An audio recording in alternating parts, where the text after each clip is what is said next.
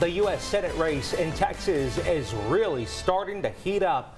A new Emerson College poll shows Senator Cornyn and Attorney General Ken Paxton are in a dead heat. KETK's Ashlyn Anderson breaks down the latest results and has reaction from local party leaders. 7 months ahead of the U.S. Senate Republican primary, a new Emerson College poll shows Senator John Cornyn and Texas Attorney General Ken Paxton neck and neck. This race is going to be tight all the way through. I just don't see it any other way. Voters were asked if the Republican primary were held right now, who would you vote for? 30% says Senator Cornyn and 29% say A.G. Paxton. The difference between John Cornyn and Ken Paxton is that Ken Paxton's a complete garbage human being, and John Cornyn just has really bad ideas that have been bad for the people of Texas. In a separate question, both candidates were put up against Democratic challenger Colin Allred in a hypothetical matchup in the general election. I find him to be a candidate who they use the term an empty suit.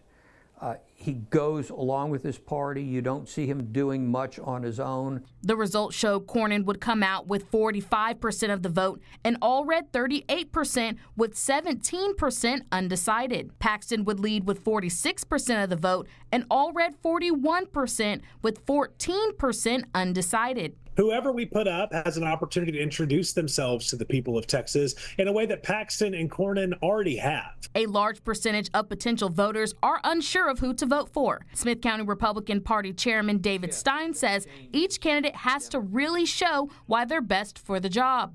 I think General Paxton needs to articulate what would he do differently than what Senator Cornyn would have done. Texas Democratic Party Chairman Kendall Scudder says the winner who can gain the undecided voters has the opportunity to win. The 2026 midterms are their opportunity to stand up, fight back, and make it known that we aren't going to perpetuate the Republicans trying to hand all of our tax dollars to the billionaire class, leaving the rest of us in the dust. Stein says if the general election were between Senator Cornyn and Colin Allred, voting percentages could drop. You may not like John Cornyn's votes, but you sure as heck, if you're a Republican, aren't going to like Colin Allred's votes. The Republican primary is March of 2026, and if a third candidate enters the race, it could go into a May runoff election. Ashlyn Anderson, your local election headquarters.